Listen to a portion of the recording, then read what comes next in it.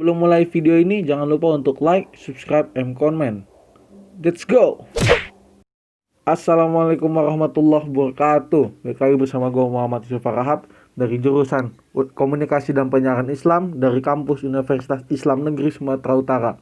Nah, kali ini gue bakal berbagi tips pada teman-teman semua nih, apalagi khususnya jurusan gue, yaitu Komunikasi dan Penyiaran Islam, tentang bagaimana strategi dakwah di masa COVID-19 nih. Nah, daripada banyak basa-basi, langsung aja kita cek videonya, check it out.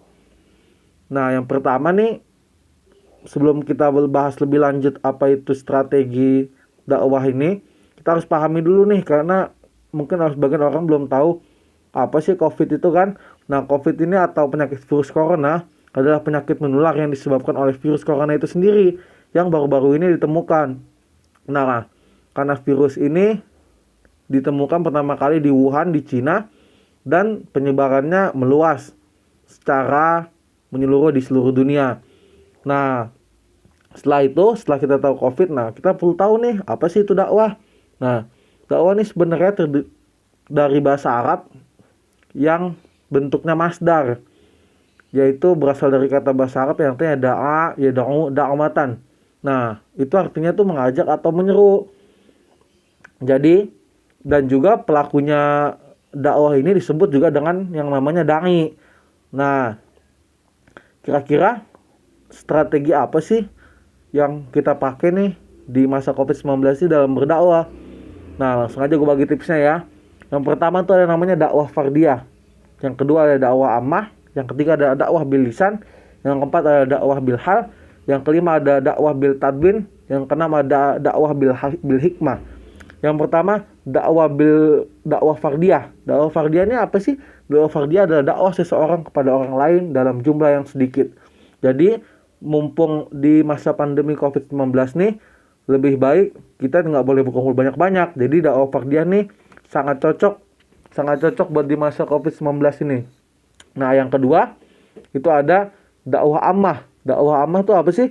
Dakwah ammah itu adalah dakwah yang dilakukan seseorang kepada orang lain untuk menanamkan pengaruh kebaikan. Jadi buat teman-teman nih di masa COVID-19 nih, jadi kita berdakwah nih jadi lebih mudah, karena di masa COVID-19 ini semua orang berlomba-lomba untuk kebaikan dan sadar dengan adanya musibah ini. Nah, terus yang ketiga ada dakwah bil lisan. Nah, dakwah bil lisan adalah dakwah yang menggunakan lisan secara langsung dengan objek dakwah.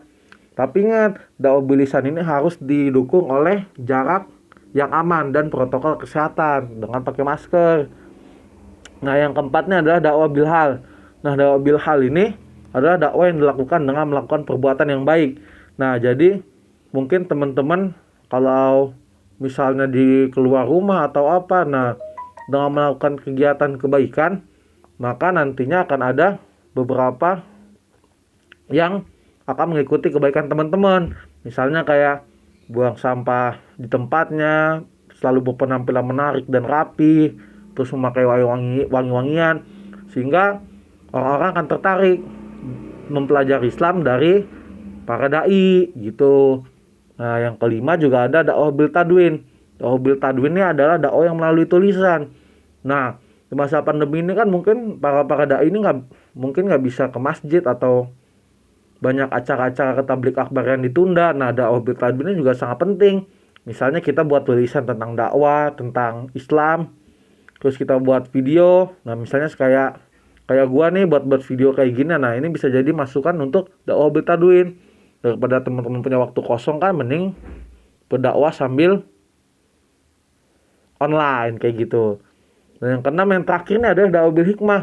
Dakwah bil hikmah adalah dakwah dengan cara yang arif dan bijaksana, sehingga objek dakwah tertarik tanpa adanya tekanan dan konflik. Nah, dakwah bil hikmah nih menurut gua nih sangat bagus nih, karena buat teman-teman juga jangan sampai kita berdakwah malah justru memaksa, karena pada dasarnya kan Islam ini adalah agama yang tidak memaksa. Jadi buat teman-teman, biar semua objek dakwah ini tertarik sama kita, makanya kita berdakwah dengan cara arif dan bijaksana. Jadi teman-teman menggunakan kata-kata yang lembut, mengajak, terus juga tidak tidak menggunakan kata-kata kasar istilahnya gitu ya. Nah, mungkin itu aja video dari gua atau saran-saran untuk strategi dakwah di masa COVID-19 ini.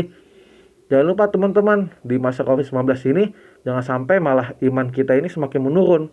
Harusnya iman kita semakin menambah, jangan malah kita tidur-tiduran atau males-malesan, main HP terus, tapi kita harus terus mengingatkan iman dan takwa kita kepada Allah Subhanahu wa taala.